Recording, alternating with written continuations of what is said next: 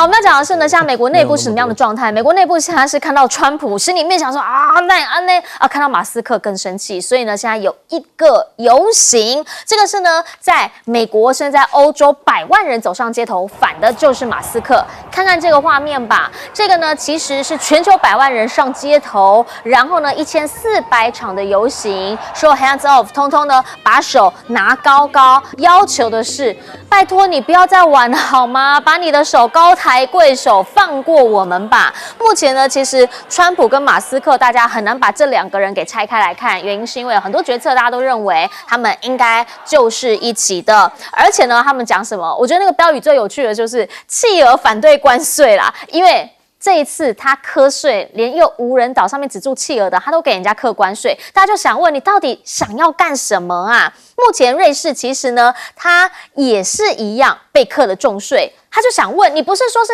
逆差的问题，然后不是说没有关税就互等对等关税吗？啊，我对你明明就没有课关税啊，甚至我还帮忙你创造就业，为什么我所有的什么手表啊、巧克力业这次也通通被课税了32%比欧盟还要来得高，他完全没有办法接受。其实不是只有他们，还有谁？英国人更难接受，我们不是同宗吗？怎么会这样？你现在对我课10%的关税，所以他们的 Jaguar 现在已经呢要暂停向美出口1个月了，而且呢他们是汽车业，所以25%的关税要来讨论怎么样能够不要受到这些影响。美国的商务贸易呢现在已经海削了各国10兆台币，但是问题来了，你以为你是海削？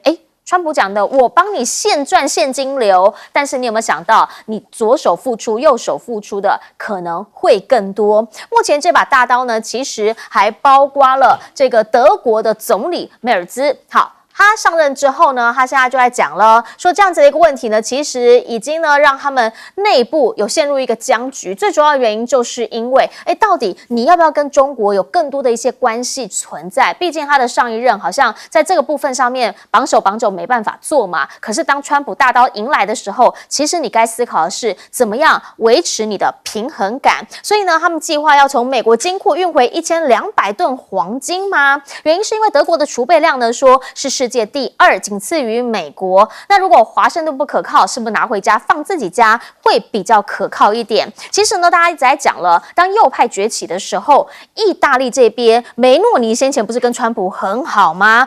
所以呢，他就直接讲了，不要反击啦，人家不是讲了吗？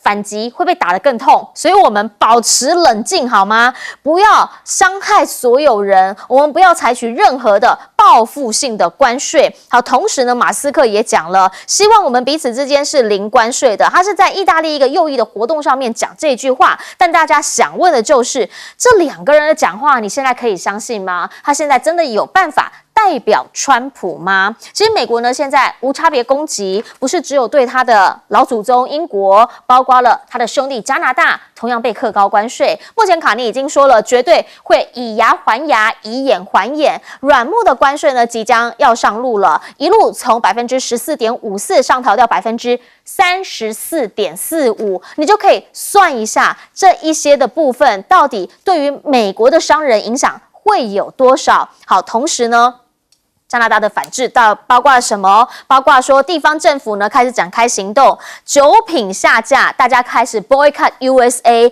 包括了马斯克旗下的那个 Starlink 星链合约，要取消了，甚至呢特斯拉的退税计划、补助计划，多伦多市对于它的补贴、共乘服务的补贴，通通都要暂停。也就是说，你当对我出手的时候，你都打我了，我还要右脸给你打吗？还是我决定以牙还牙，以眼还眼，你才会害怕？回过头请教一下彬哥，哪一个逻辑到底才是对的呢？现在所有的人其实最希望的就是高抬贵手吧，把手拿高高吧，不要再让这个世界乱了。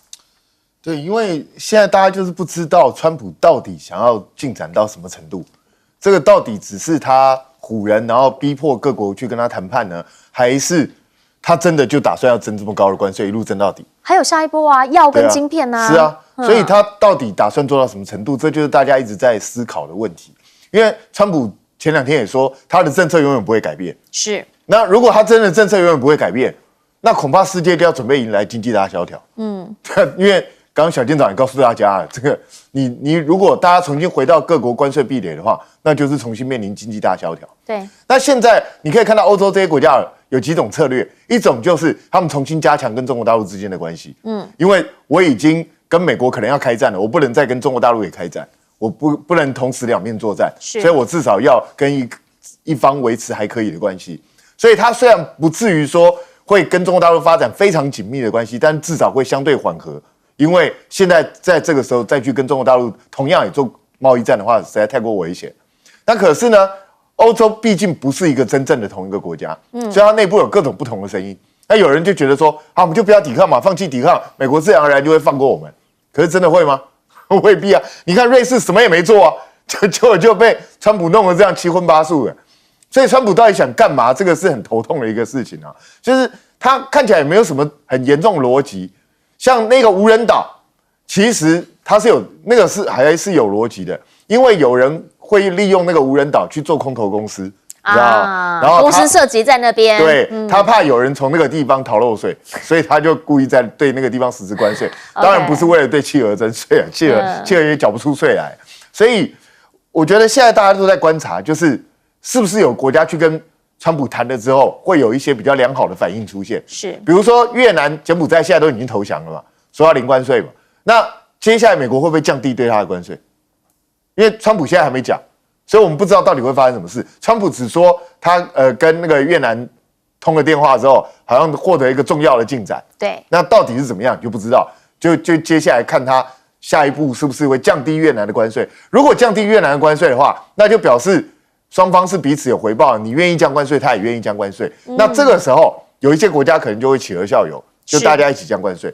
但是，真的会这样吗？他降关税降的幅度到底在什么地方？这个恐怕也是大家要观察的一个重点了。那对中国大陆来讲，他当然没得选择，他就只有跟川普硬干到底。那可是对其他国家来说就很难讲。那欧洲现在最伤脑筋的就是他们到底有没有办法采取同样的步骤？整个欧洲一起这样做，还是个别国家个别谈个别的？这个恐怕就是个问题啊。那如果是个别谈个别的话，那欧盟以后还算是一体吗？这个也是个大问题啊。那加拿大当然从头到尾都很硬，而且他们现在是直接发起了反美的风潮，所有美国的东西我一概不用，连可乐都不喝你的，我们喝我们加拿大自己的可乐。所以在这种状况下，川普接下来会对加拿大出招到什么地步，就值得观察。但是我觉得更可怕的是什么？你知道，就是我们被川普征了32%的税，然后接下来晶片、药品他又要课税，台湾逃得掉吗？恐怕都逃不掉。那请问我们怎么办？人家都积极在谈，那我们有没有办法谈？能不能见到人家？这都是很大的问题。所以我现在其实与其叫我去担心欧洲，我更担心台湾未来的处境到底是什么。好，我们也有可能就想说，因为全部联电也要去了嘛，就大家都去美国了嘛，所以也没有关税的问题。但是台湾人要担心的就是，当我们有很多的这个产业还留在这边，走不掉的要怎么办呢？人家其实加拿大、欧洲，大家各自有各自的一些盘算，他会告诉他的国民，我现在是走什么路线。台湾到现在还不知道什么路线是什么啊。但是请教介大使，欧洲我们刚刚就讲欧洲。其实欧洲里面各个都不一样啊。欧洲如果真的大家都不一样的话，那还只拿欧元吗？对，欧盟它是这样子，它最早的整合就是一个关税同盟了。对啊，关税同盟就是说它联合在一起后，内部关税同盟这个同盟里面彼此都零关税，对外是单一关税。所以就变成它这个已经把关税的谈判权它已经授权给它的这个执委会Commission。那执委会事实上问题，他在决定关税的，还是要跟主要相关国家来谈。因为这个关税对于这个会员国造成的冲击是非常不平均的。是，比如汽车业的话，对这个德国影响就等于说非常的严重，可是对葡萄牙就没有影响。你听过葡萄牙有出产汽车吗？可是问题他们就要同一个鼻孔要出气啦。当然大国是比较大的会员国，它是比较有发言权的。那不过在这一次的这个美国对这个欧盟的这个整个的课征20%这个基本上可以退的可能性是比较小，因为欧盟也是赚美国钱比较多的，也是，大概将近2000亿美金，在去年的这个就是说它的贸易顺差对美国是2000亿美金，这个对川普来讲的话是一个大概是重点打击对象。你如果赚的少一点的话，你就排后面；你赚的多的就是重点打击对象。那另外一个就是说，欧盟事实上的话，它这个本身啊，它跟美国在经济上很多的冲突都是结构性的，结构性的。那这个川普一直想要跟欧洲谈，可是很难谈，因为这里面牵涉到所谓的社会价值。所以社会价值就比如说，欧盟是不准这个基因改造的产品进入到欧盟的市场，那美国很多都是基改食品啊，所以就美国人认为你这就是一个什么？你就是一个非关税贸易障碍，美国也会谈。另外一个就是说，欧盟它的这个公平竞争委员会是很犀利的，他不太喜欢你垄断的产业，对，在美国进行着，在欧盟市场进行垄断。所以像这个 Microsoft 它这个作业系统，还有像很多这些很多大的这个，比如说 Apple 他们都被认为他们是有垄断的嫌疑。他那个充电器那个时候也被罚了嘛？对，他都有垄断的嫌疑，对不对？你 Apple 你人家卖得好的那个 APP， 你就把它 include 进来，对不对？你是不断的兼并嘛，你小的公司很难跟它竞争，所以他们这些在美国、在欧盟都受到很大的这些什么样，很大的这一些打击啦。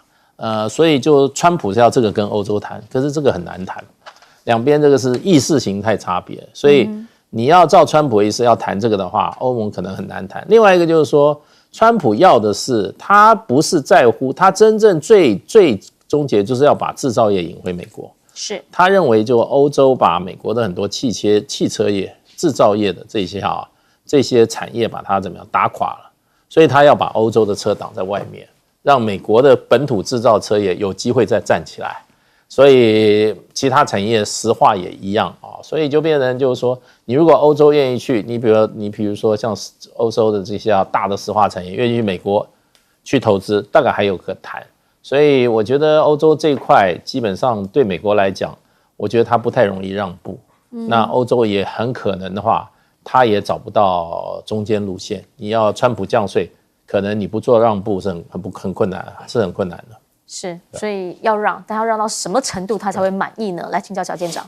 我们看到有关于黄金的这个部分，黄金的投资跟别的投资最大的不同，是因为它没有股利那它也没有利息它什么都没有，那它唯一的获利就是靠价差。那可是呢，为什么我们现在看到德国它准备要把它放在纽约联邦储备银行的这一些那个金库里面的黄金，准备运回德国嘞？那德国说的，德国果然也是一个很厉害的国家他说这是他把他的黄金储备，然后拿到法兰克福之后，他未来如果发生什么样的需求的话，他可以立刻的换成美金。你确定他要换成美元吗？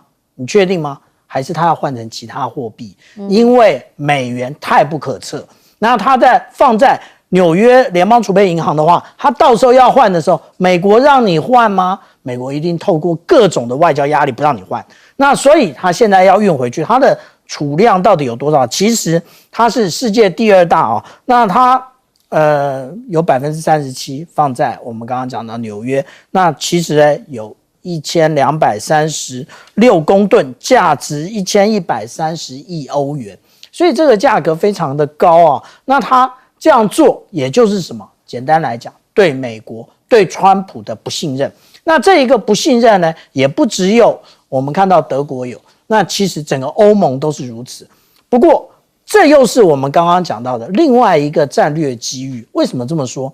也就是之前拜登最厉害的，也就是团结一大堆盟友，然后来对抗中国大陆。那但是现在因为这种种，无论是在乌克兰的问题上面，或者是现在对于关税的问题上，大家开始分崩离析。当大家分崩离析的时候，今年2月，中国大陆的外长王毅他讲了很重要的话，他说他把欧洲始终视为那个多极世界里面非常重要的一极，然后双方是伙伴而不是对手。那也就是说，现在是不是也就是中国跟欧盟这个他们之间建交50周年之后，现在正是一个最重新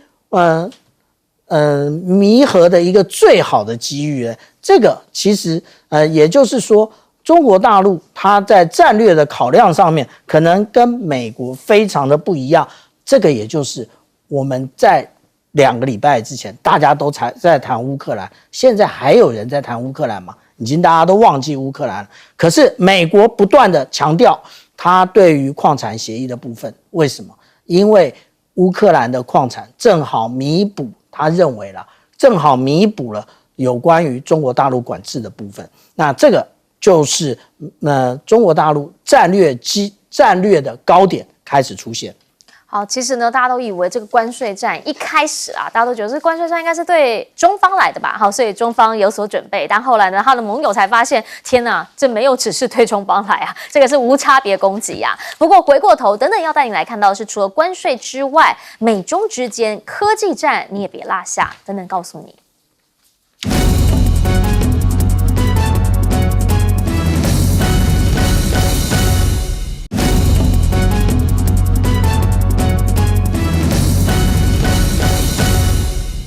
好，一会来看到的是美中之间的科技战。现在呢，美国来了一位大使啊，什么民间大使，来自 YouTube 的网红叫 IceB， 他现在到中方，我发现了，已经从北京、重庆，最新到深圳啊，去那边买了3只手机。先来看看他昨天的画面。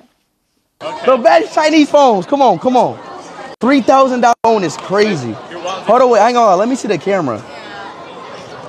Hold on, let me take a selfie. That shit clear. That shit clear though. Hold on. Okay. $3,000 phone is crazy. It's a whole gaming PC for a phone is crazy. 然后他一次买了3只，其实不是只有买手机而已，他还去试搭车，然后呢一直在尖叫，为什么？因为他很担心。先来看这画面。We're in a car and it's sinking. Oh my God. We are really in a car and it's flowing in the car. Oh my God. Oh my God. Oh my God. This car's not sinking. It's not sinking. It's not sinking and we're in the car. Oh my God. Oh my God. I'm scared.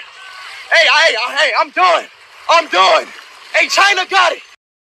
有没有很激动？我跟你看他的影片，你就会一直跟着他情绪激动，因为他真的是很有这个情绪价值。好，另一个是什么？另一个是他到很多地方都会后空翻，结果这一次比较不一样的是，他跟机器人一起后空翻。你看呢，他在介绍机器人的同时，就2个一起翻了，还发现说呢，不只是机器人，甚至呢，他们还一起跳了舞。最后呢，来跳这个斧头舞的时候，跳到一半，机器人跌倒，他还赶紧去把它扶起来抢救他。这个其实呢，通通都在他自己的 YouTube 频道里面看得到。那也因为呢这一些画面，让大家呢看到说，原来现在中方他们在发展，包括了我们刚刚讲的水上漂的车子，然后包括了机器人，原来现在已经有这样子的一些技术，还有呢他们已经做得到这些事情，以及先前我们跟您讲过，他们的无人机可以送货，有没有？他现在就真的来体验看看无人机帮他送食物。My KFC! Yes! The drone delivery! Yes!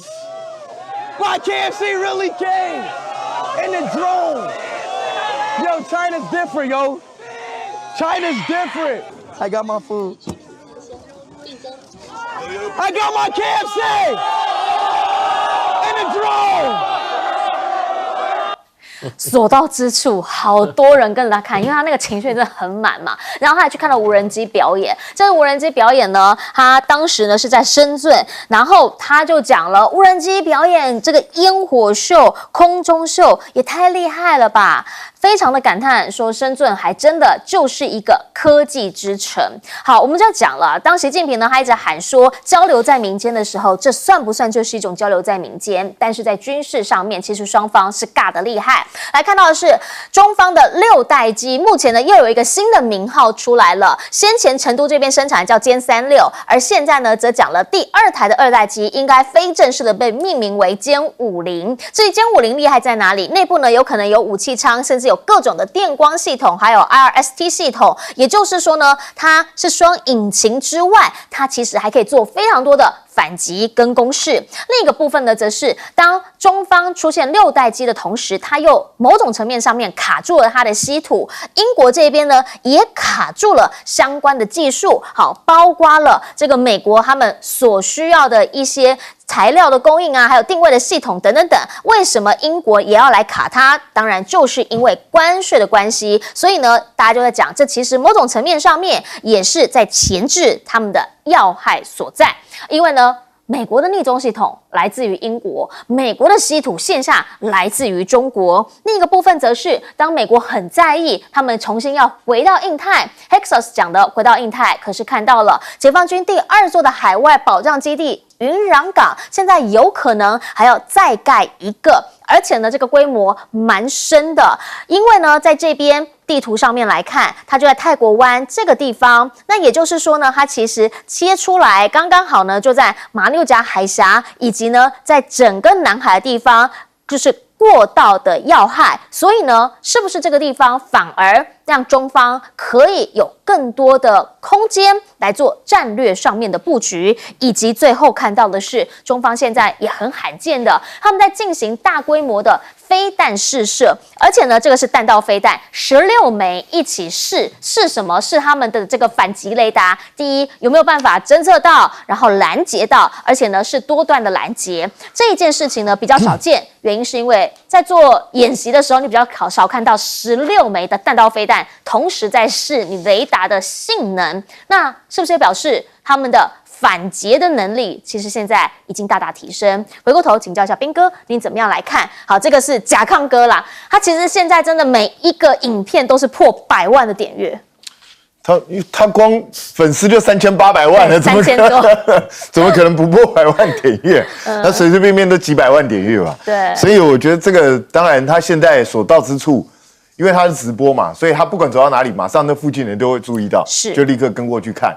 那也确实他非常的戏剧化，也很有喜感，然后你就会觉得哇，他好像一点点事情就变得非常激动，然后也在那边用吼的，这样，所以那你如果是在旁边看到的观众，你自然而然也会被他吸引。那我觉得更好笑，他一面讲$3000的手机实在太疯狂了，太疯狂了，然后他买了3只。对，那到底是谁比较疯狂，我就不知道。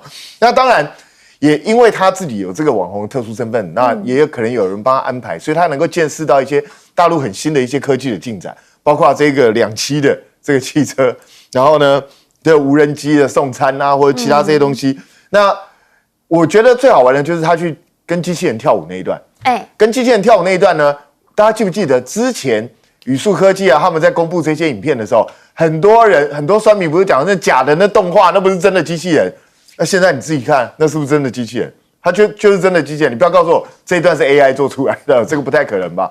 那虽然它还是会有瑕疵，就是不小心会摔倒，可是你看它那个动作的流畅度，那真的是非常流畅。所以我觉得那个大陆在这方面进展真的是很快。那我们不是也号称自己要在台湾变成 AI 科技岛吗？那请问一下，我们的进展在什么地方？所以我觉得真的台湾要好好加油，不要每天只会当酸民啊！你看看人家确实是有在进步的。那大陆当然，他这几年我感觉上他有点科技大爆发的感觉，很多东西的速度一下子变得好快，包括6代机，以前恐怕很难想象中国大陆居然会比美国先做6代机，这非常不可思议的现象。结果现在中国大陆不但有6代机，而且还两架，一个成飞一个省飞，都各自做出不同的构型哦。那这个真的让人家觉得非常惊奇。那他为什么要叫歼50呢？我在猜哦，因为之前他们那个成飞那个叫歼36嘛，对，就歼36之后，美国就说我叫47 F47，加上所以比你多。对啊，虽然他们的理由是说是美国空军47啊，那所以他们现在这个网络上为什么要加歼50？就是我还是比你大。这是这样吗？我不知道，因为不然他有什么理由叫歼50？不知道啊，我就好奇啊。所以我觉得这个有点网民在互别苗头这种味道。那当然，它的正式名称其实还没有出来。那我就觉得，当大家的科技都在进展的时候，台湾真的要好好加油。我们的未来到底在哪里？好，所以我看到他所以是歼36是因为 F35所以变歼36是这样吗？不知道可是我想请教小舰长，当我们看到戈壁这边有大规模的飞弹试射的时候，到底我们要怎么样理解他们的防御力提升？其实解放军在发展这一些军事装备的时候，它一直是矛与盾同时发展。我们在珠海航展所看到的，多半是攻势的武器，但是也有守势的武器。例如说红旗19，红旗19呢，大家看到的都是陆上的装备，可是红旗19跟红旗9，因为我亲身去看这个展示啊，他们两个的尺寸其实是差不多的。那当他们两个尺寸差不多的时候，是不是可以同时装进055的万吨驱逐舰？这就是一个很值得探究的问题了。其实055截至目前为止，大家对于它上面到底有什么样的装备，它的装备的能力到底在哪里，其实大家在外面知道的很少啊。那例如说，我们看到055这一次在戈壁大沙漠，它测试的就是 S 跟X 两种不同频段，X 频段呢，其实就是前面这两后面还有2个，一共4面盾，这就是我们讲到4面盾。是这个4面盾，其实它也就是广域的监视。那同时我们看到这上面这个红框，那红框里面它这个是 X 呢，它也是4面盾，它是我们看到它的一体化桅杆的前后左右也有。其实它是更为高解析度的一个建立瞄准线，也就是导引飞弹用的。那这一个装置其实被放到了哪里？放到了戈壁沙漠去。然后解放军一次发射了16枚的那弹道飞弹，然后让这一个就是我们看到055万吨驱逐舰，它的这一个相位阵列雷达是不是能够锁定？然后它是不是能够发射飞弹拦截？那如果按照这一篇论文的讲法，是全部都拦截了，那它用什么飞弹来拦截呢？那这个就是我们刚刚一开始讲的，它用的是不是就是红旗19？那或者还是有更新型的飞弹，只是它没有告诉我们，因为解放军通常它公布的那给我们的，也就是它现在的型号，但是它已经有一个新的型号在后面准备着。是，请教大使。那个甲亢哥事实上蛮有趣的，他真的是引起一片风潮。我之前在看网络都是他的，觉得他真的很搞笑。不过他看到的很多东西真的是美国人没看到的。第一个那个3折机的手支1号，那现在只有华为有。我看做手折叠机还有三星嘛，那三星根本就没有，它只有2折的。那美国的苹果还没有折叠机出来，所以就变成3折机真的是只有中国大陆有，而且我们也看过很多了，我们很多人都有嘛，就是说它非常的薄啊，它这个3折起来跟有些其他厂牌的2折是一样厚，所以这一点它真蛮厉害的，而且那个影像真的打开以后真的像好像一个平面电脑一样。对这个我们现在耗费视力这么久的人来讲的话，真的是一个福音嘛。那另外，他跟那个机械人，我刚刚看那个机械人的舞蹈，真的已经有点韵律了。他那个有点像老黑跳的舞了，真的是不错的啊！真的这个机器人真的不错。那讲到这个沈飞的6代机事实上它是最近它的第2次它的飞行又公布了，所以证明它事实上应该是在试飞阶段了。那这个飞机虽然它没有那个成飞的这个歼3类46那么大，可是呢，它是强调它的速度，然后它也是怎么样？它也是基本上应该算是无尾翼的，不过它是有一个可变式尾翼，它给它收起来后就变成无尾翼的，那就可以造成它的飞行速度可能会超过这个2倍音速。那它不像美国的这个 F-47那公布出来的一个成型机是有压抑的。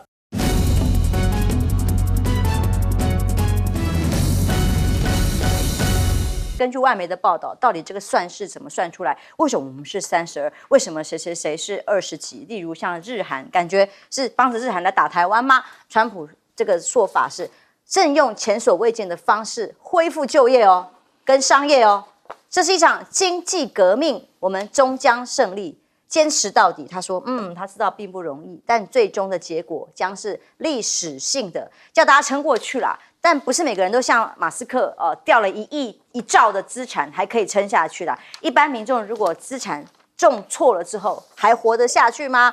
华油就揭露喽，是在公布之前3个小时才算出来的公式。这个公式呢是用挑的哦，经济幕僚拿了一堆可能的方案给他看，他挑2个变数最小最方便的，直接来讲就是凭直觉，公不公平合不合理，好不好算不重要。就是无论如何，他想干就这样全凭直觉来做决定了。因此，前总统奥巴马跳出来了，他说很难想象现在沉默的政党会容忍前者，就是现在民主党没有动作吗？会容忍前者做出相同的行为？现在光是表态是不够的，必须要真的做出点什么事情来，甚至可能要做点牺牲才能够抵制。这是什么牺牲呢？川普太狂了啦！华尔街寄出来这个2020年来最大规模的保证金追缴令，为什么呢？黑色星期一这2天一跌下来6.6兆蒸发的各个市值，很多家华尔街公司呢，银行做什么？他开始担心其他的这些基金、避险基金客户等等的啊，你撑不撑得住啊？也担心公司行号可能没有办法做担保，所以直接在追加所有的报复性关税之后，追加各种的保证金，要客户加钱。这可能是雪上加霜，但也是银行要避险的方式。而川普呢的关税让自己的财政部官员也准备跳船了吗？现在传出来，因为这位还蛮算是资深的文官系统出身的财政部部长班森特他是因为一直想要阻止川普，但是呢，现在阻止不了，搞成这样。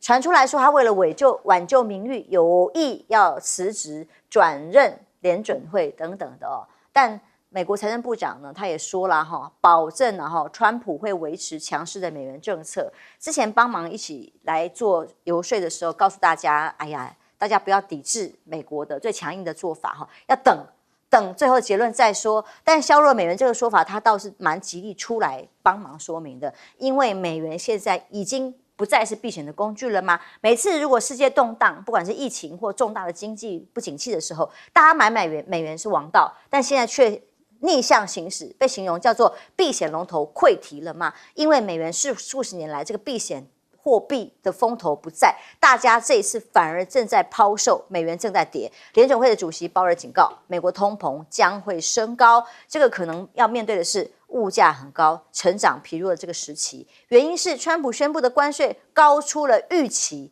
所以联准会对于如何因应关税冲击呢，是抱持着审慎的态度，因为联准会要确定一次性的物价上涨不会造成持久的通膨升高。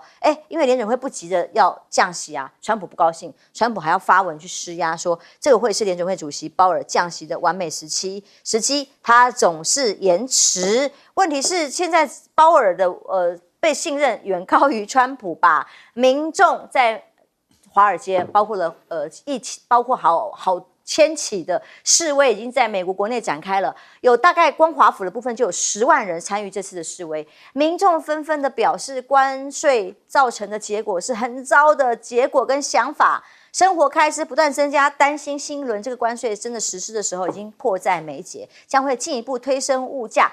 对于川普的不信任跟不满已经到达了高点，欧洲也是，欧美现万人反川普游行，伦敦、里斯本、巴黎、柏林数不完，很多欧洲的城市也出现示威潮。透过画面可以看到没有人可以躲过这个川普的毒手吗？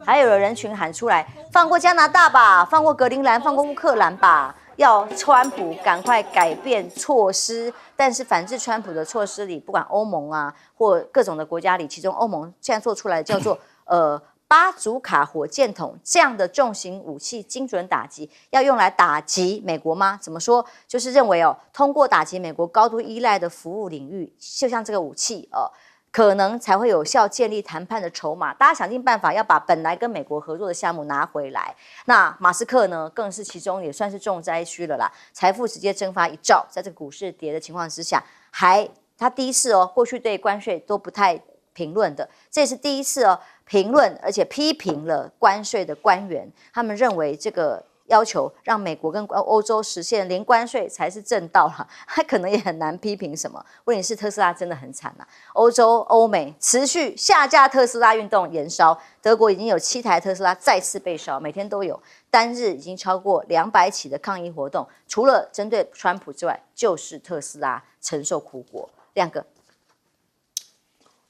我觉得川普能不能撑得住啊，取决于衰退多早出现啊。因为目前我们看美国的股市就是跌20%就算进入熊市嘛，那现在就是10到20之间在修正啊，那目前已经逼近17了啊，所以恐惧到了极致啊。那共和党啊，昨天那个德州就是他的参议员那个 Ted Cruz 啊，他是非常挺川普的人啊，他昨天出来讲话，因为德州还是希望自由贸易嘛，然后他就说，这个关税的那个数字啊，我认为他是不以为然啊，就那个数字实在高到没有什么道理啦啊。比如说刚刚那个左老师讲到日本的车啊，你凭什么课日本车25%啊？日本的汽车进口税是0呢，你凭什么给人家加课25%？你是根据什么啊？我再跟你讲一个例子，你会更荒唐。欧盟平均税率是20啊，瑞士32。而瑞士为什么32？因为它出口到美国543，贸易顺差385，照算32，跟台湾一样。瑞士的进口关税是0呢。对呀、所以我跟你讲，这个就是乱搞一通啦。那所以那个 Ted Cruz 他就讲，他说如果衰退真的在年底之前到啊，那共和党明年就不用选了，因为明年要期中选举。没错。那目前已经有2个共和党的参议员跟2个民主党的参议员在国会提出一个法案，叫贸易审查法啊。那目前是不会过了，可是如果衰退越来越严重，搞不好会过哦，因为共和党可能会有人跳船哦。那这个法一出来，川普就没戏唱了。第一个是国会可以废除关税，哦，那第二个是川普公布关税之后，必须在48小时之内到国会做说明，通过才行。要通过，要说明对产业跟消费者的影响。我跟你讲，这个才是无底抽薪之道啦，就国会立法。可是目前共和党还不敢造反哦，就说这个好像川普刚射箭嘛，那也要让他射歪到一定程度，他们才会出来造反啊，就有点这味道。可是那个财政部长贝森特他就很难做人了，对呀、因为他自己 run 一个基金啊，那个基金大概5亿多美元啊，那很多人就在说他啊，说你当财政部长，你认为川普那个有道理吗？就他已经不知道怎么面对华尔街的朋友了，你知道啊？那昨天还有一个在伦敦的，这个比较有名的叫潘兴广场基金，那个 Bill Ackman， 这个人也是很支持川普的啊，他昨天也出来喊啊，他说：“我看这个要缓一缓吧，因为你这样一下公告，全世界地图炮，所有的人都要来跟美国协商嘛。你总要给人家协商的时间啊。还有说，我们美国公司要调整供应链，你也要给美国公司一点时间啊。所以怎么可能4月9号就要实施呢？那个 Bill Ackman 就这样写啊，那结果人家去查他的底啊，他的基金从2月19号到现在跌了26%，好严重。所以我跟你讲啊，这个都是很现实的啦。那我认为根本性的就是共和党觉得他明年选得上选不上，因为川普不用选举了，共和党的议员要选明年11月众议院是全部改选啊。那根据美国的经验，只要进入衰退，就是大屠杀，会输得一塌糊涂，至少输100席以上。所以我觉得这个才是真正的力量了。可是现在共和党像Ted Cruz 这么大牌啊，他也不要把话讲死，他还说：“哎呀，可是我们现在改选，我们还是会赢啊。可是明年我就不敢讲了，就是这样哦。可是他是蛮大牌的，我觉得这个就是市井啊。那另外就是跳上中国车的有多少？比如说法国就跳出来了，那欧盟现在也跳出来了，就我们不屈服啊。那不屈服的结果，也许就会导致，比如说左老师刚刚讲到日本，日本也开始观望了，看一看欧盟，就变成这样啊。周老师的确，像美国内部的抗议很多，我不知道华尔街金主给他施压会有更大的影响力有多少。但是像欧洲哦，大家的抗议声浪，美国国内这种民生上面的压力实在是太大了。对，现在有2个这个官司，现在在佛罗里达州，这2个都在佛罗里达州是蛮特别，因为佛罗里达州是等于是在川普手上把它变成一个所谓的深红州啊。那因为在高尔跟那个布希选的时候，这个布希是以非常些微的差距几百票拿下来的，现在变成深红州，所以好几个他的这个内阁官员来自佛罗里达州。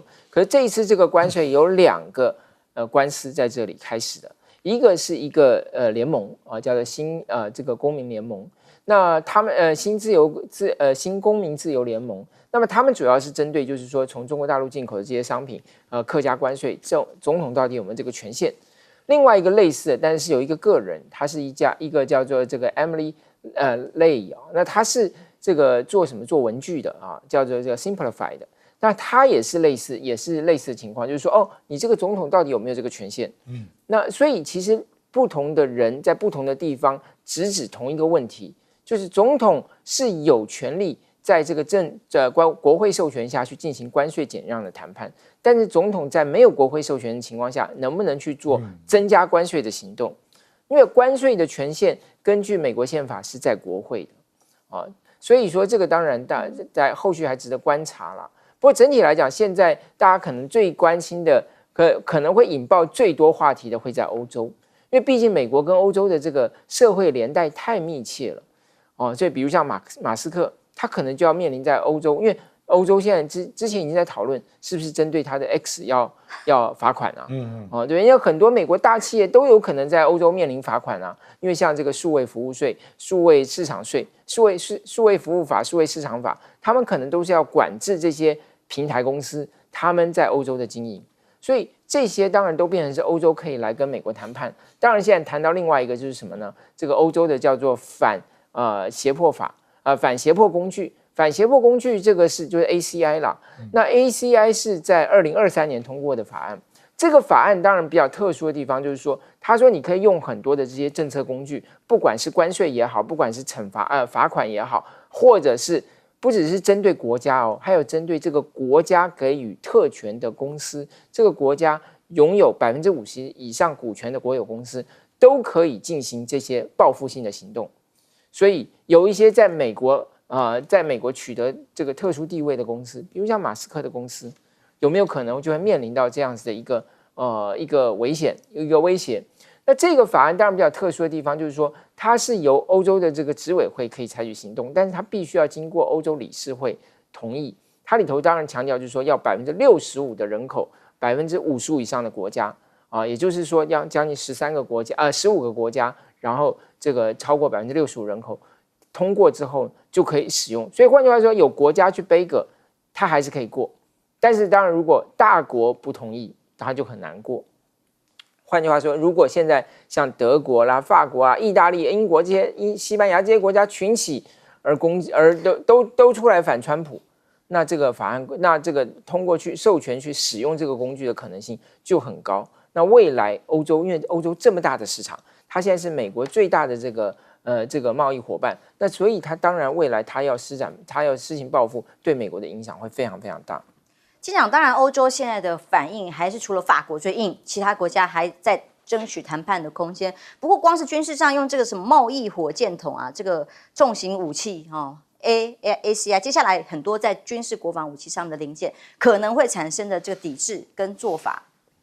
他其实所有的反制，如果我这样讲，川普可能很单纯的想说，我用关税来打你，那你如果反制呢，你也用关税来打我，好比说我抽你这么高，你也抽我这么高，他的想法就这么单纯而已。其实他错了，因为关税美国的确是占据有利的，为什么？他进口太多了，他对所有国家都进口太多了，那因此他打关税他是占有利。可是你就会发现，所有国家跟他打的时候，对不起，都是组合拳，怎么会是单纯的这些关税呢？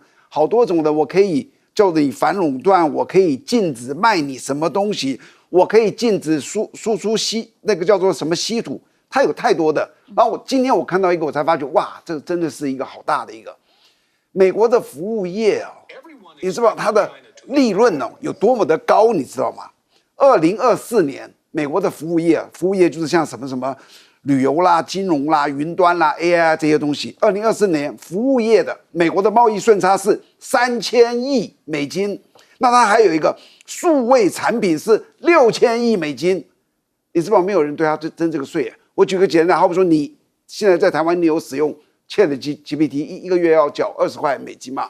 你知道全世界有多少人在缴这个钱？这钱缴他也没缴税。如果我们今天政府突然想说我们要对这个东西也征税呢？那是一个很大的一个，这是第一个。第二个，我好希望，这是我讲一句实在话，我好希望现在立刻跳到1年以后。为什么你知道？我非常非常好奇，川普这一次的这种这么激烈的改革是成功还是失败？他这一次的速度、强度、广度，有史以来我们在人类史上大概都没有看到。他会成功吗？他会不会成功？其实他有2个关卡，一个是在国际，你看现在全世界有谁站起来狠打他一顿？只有中国，其余的大概都是半屈服。其实我跟你讲，他最困难的是在国内。他在国内，尤其是裁员啦，像现在反抗最多的，通通是在国内啊。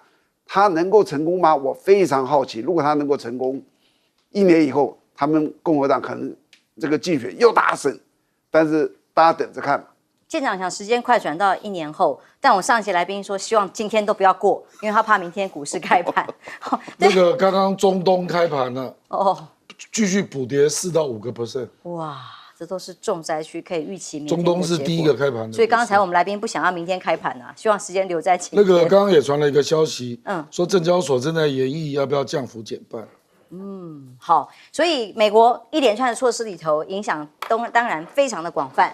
国防方面呢，这个关税大刀砍下来，美国连 F-47第6代战机都说惨了吗？英国可能会拒绝提供相关的关键技术。那因为英国其实虽然税率相对低一点，但如果他们抗议跟抵制之后，仍然所有知识产权啊、雷达这些材料，通通都会被扣下来。6代战机先卡了，港媒说中国管制的稀土影响就很大啦。这些山嘎特等等的7种稀土，直接都冲着美国这第6代机而来，还没有供应材料，还没开始起造，就直接被挡了。美国 F-35发动的这个违规使用中国大陆设备，这是美国国防新闻的报道啊。那现在呢，面对要用到大陆供应商的这些原物料怎么办？1个月之后，五角大厦宣布豁免，上一次豁免的这个各种磁铁啊，也说明美国根本没有办法找到替代品。所以现在最重的这几个权里头，这项的稀土的措施就直接对国防有重大的这个重伤吗？那川普外交交易啊，有一个括号说，例如他要乌克兰的稀土嘛，要什么什么的，重到都在矿产啊。那现在最重要，美国面对大陆的这个措施，影响很多。不止如此，美国我们昨天就谈到了哦。各种的措施里还要裁员之外，陆军兵力要降9万人，至少减了9万人，这个是国防部长宣布的哦，预算要削减8%。那既然如此，所有的军力恐怕都受到影响，人才流失啊。官员还警告哦，计划不是很清晰的情况之下，人才可能优秀的离开了，那我们的编制可能会出现问题。但是极右派阴谋论认为，像国安局长这几天陆陆续续几位重要的国安官员被突然裁撤，都是因为有被检举啊，所谓的极右派阴谋论人士啊，卢默啊，去川普旁边咬耳朵啊，说这些人不行啊，不好啊，等等的。所以川普听完之后，立刻就把他们开除了。那不仅国安局兼网站司令部的司令霍格被拔关，国安局的副手诺贝尔被撤换。至少目前为止，国安局有10名的职员、4名资深主管走人了。这种阴谋论啊，这到底是不是反而是影响了美国的国安影响力呢？那么大陆的战略部署，这个部署也引起了美方很大的关注。但这个是中检在中国大陆在柬埔寨的云壤港，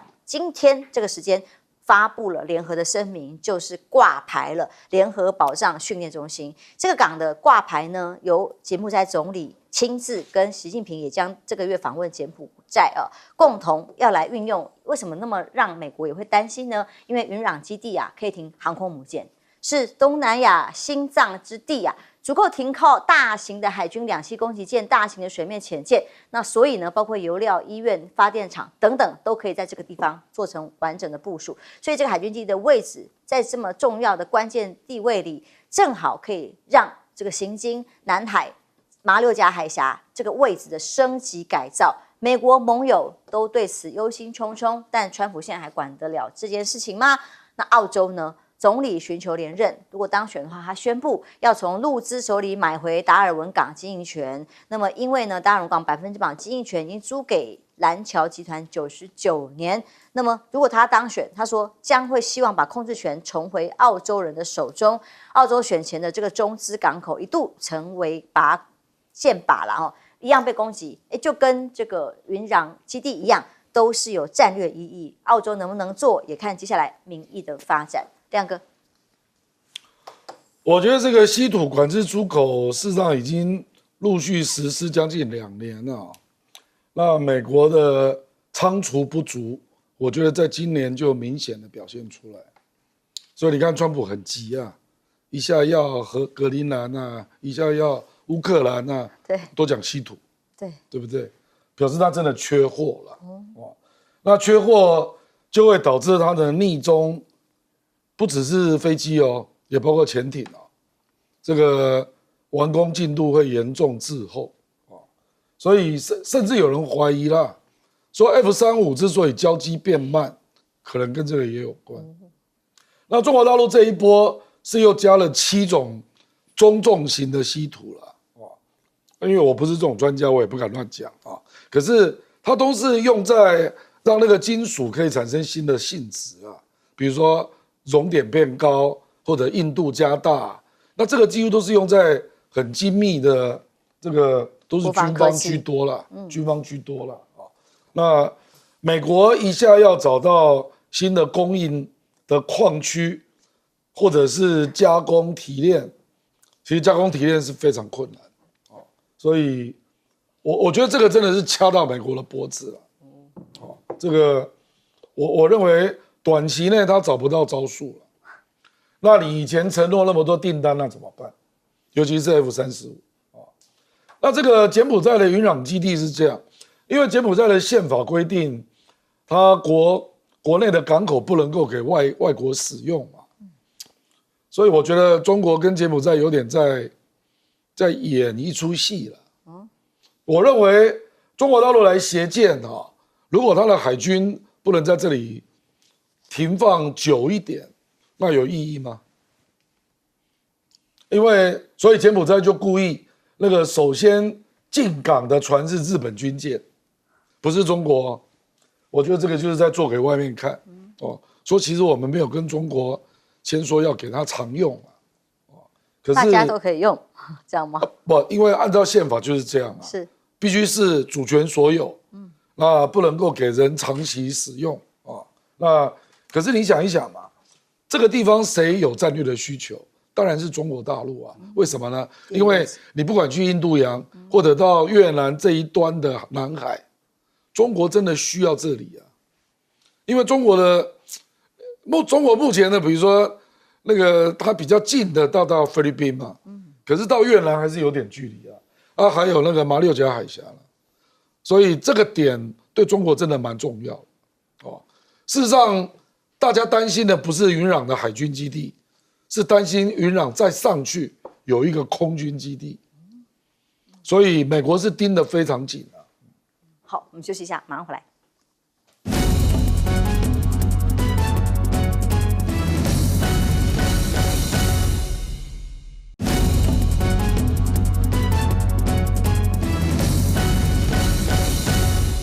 柬埔寨跟中国大陆合作的新的云壤海军基地引起了很多的关注，到底影响会是什么？对，现在大家都关注这些港口啊。那柬埔寨这个军港，当然就是说美国盯得很紧啊，就像亮哥刚刚讲，包括后面的这个空军基地。当然，因为这两个柬埔寨在东南亚中间被认为是最亲中国大陆的啊，长期以来它跟中国大陆关系非常密切。那最近当然，其实两国的这个关系里头，可能最受到瞩目的还不是这个军港的问题，是什么呢？就是这个叫做崇德福南运河，它是从这个湄公河要拉一条运河，直接到这个暹罗湾。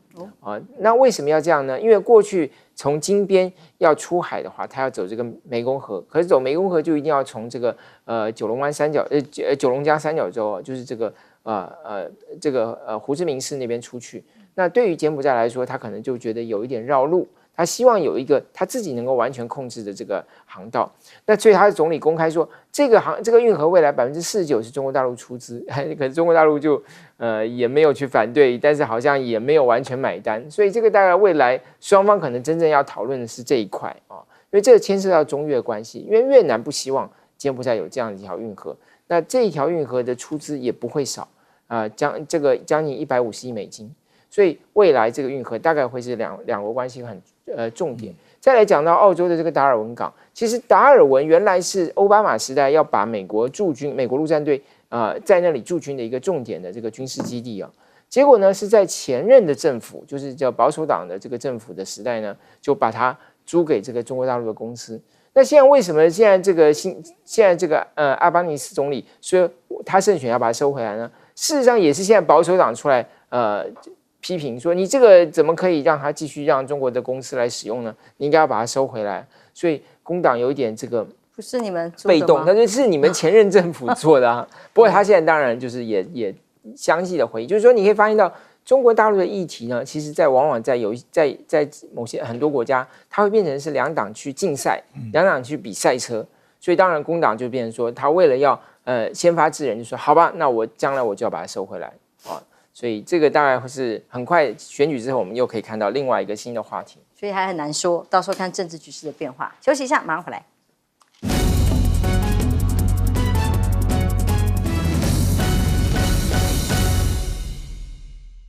策划的这个人是叫做美国的国家安全会议。其实台湾是有类似的机构，就是我们的国安团队。那这两个东西的头，就是台湾也一样，美国一样，那个头是谁？就是总统本人。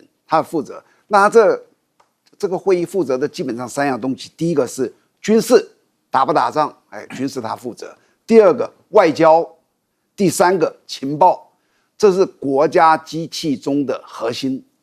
所以当换总统的时候，你记住哦，尤其换党的时候，好比说我举个例子，好比说这一次，如果万一是侯友宜当选，你认为我们国安团队有多少人会留下来？我看会全部换光的。因为换党会换很多，那他们这一次美国是一个换党，对不对？这第二个，我跟你讲，不单是换党，换人都会换。这一次赖清德上来的时候接总统，到今天为止，国安团队基本上全都是蔡英文人马留下来的。那我做一个推测，赖清德是愿意让这些人在他身边监控他吗？我不认为。但是毕竟我们是同党的，你不要做得这么难看。所以我觉得一个叫做面子歧视1年。今年的520，大家试试看，满周年之后，所有蔡英文的国安团队还有多少人会留下来？这是一个观察指标。好，我要讲一下这个达尔文哦，达尔文港这可能是竞选语言，